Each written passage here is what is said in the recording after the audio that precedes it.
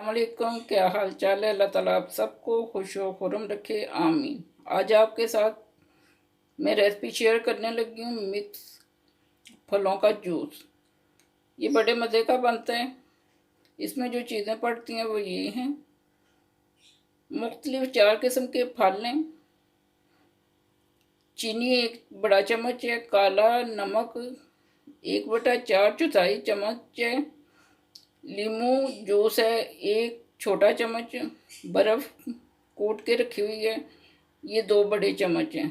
आइए अपनी रेसिपी शुरू करते हैं। बिस्मिल्लाहिर्रहमानिर्रहीम। अब इसमें थोड़ा सा पानी शामिल करेंगे ताकि ये अच्छी तरह मिक्स हो जाए। अब इसमें बर्फ़ जाएगी और इसे ग्राइंड करेंगे। जूस को मैंने छाननी में छाना है और बाकी सारा ऐसे ही छानूंगी। जूस हमारा रेडी हो गया। अब इन्हें गिलासों में डालेंगे।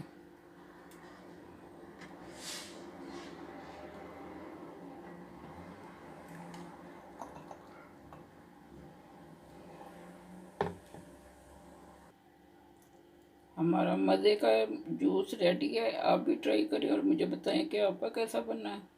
दुआओं में याद रखिएगा। अल्लाह हाफिज़।